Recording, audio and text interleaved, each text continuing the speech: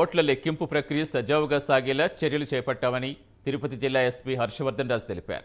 ఇప్పటికే 60 సమస్యాత్మక ప్రాంతాలు గుర్తించి అదనపు బలగాలతో భద్రత ఏర్పాటు చేస్తామన్నారు. స్థానికంగా జరిగే గంగమ్మ జాతర భద్రత పెంచి 144 సెక్షన్ మినహాయింపు కల్పిస్తామన్నారు. ఎన్నికల ఫలితాలు వెలువడ్డాక రాజకీయ పార్టీలు కానీ అభ్యర్థులు కానీ ఎలాంటి విజయోత్సవ ర్యాలీలు వేడుకలు నిర్వహించకూడదన్నారు. మరుసటి రోజు అవసరమైతే స్థానిక పరిస్థితి పరిగణలోకి తీసుకుని విజయోత్సవాలకు అనుమతిస్తామన్నారు.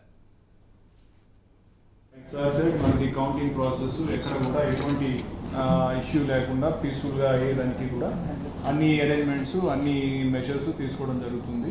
సో దీనికి సంబంధించి మనకు మన కాన్స్టిట్యున్సీస్లో ఎక్కడెక్కడ సమస్యాత్మక ప్లేసెస్ ఉన్నాయి, ఎక్కడ sensitive villages where we're anticipating law and order issues అటువంటి వాటిలన్నింటిలో కూడా ఆల్రెడీ టికెట్స్ కొన్ని ఆల్రెడీ పోస్ట్ చేసాం.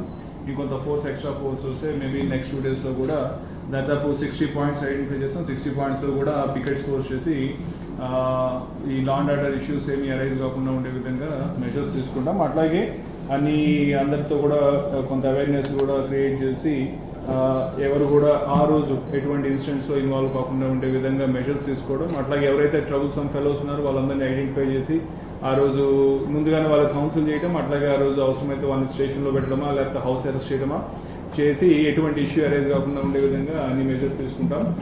ప్రజాప్రతినిధులందరికీ కూడా మనం విజ్ఞప్తి చేసేది ఏమంటే ఆ రోజు కౌంటింగ్ అయిన తర్వాత ఎటువంటి ర్యాలీస్ ఆర్గనైజ్ చేయడం కానీ విజయోత్సవ ర్యాలీలను లేకపోతే ఇంకోటో చేయడానికి లేదు. దానికి సంబంధించి కలెక్టర్ సార్ మేము మళ్ళీ వాళ్ళకి అందరికీ కూడా చెప్పడం జరుగుతుంది. సో ఆ రోజు ఖచ్చితంగా పోలీస్ తోటి మన సివిల్ అడ్మినిస్ట్రేషన్ తోటి వాళ్ళు సహకరించి ఎటువంటి విజయోత్సవ ర్యాలీలు కానీ చేయకూడదు. దానికి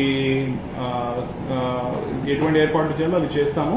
అలాగే నెక్స్ట్ అయిన తర్వాత ఏదైనా ఉన్నా కానీ విజయోత్సవ ర్యాలీలు నెక్స్ట్ డే తర్వాత మన అక్కడ ఉన్న లా అండ్ ఆర్డర్ సిచ్యుయేషన్ బట్టి పరిస్థితిని బట్టి వాళ్ళకి మనం పర్మిషన్ ఇచ్చి వాళ్ళకు చేసుకునే దానికి అవకాశం ఇస్తాం. కాబట్టి అందరూ కూడా ఈ విషయం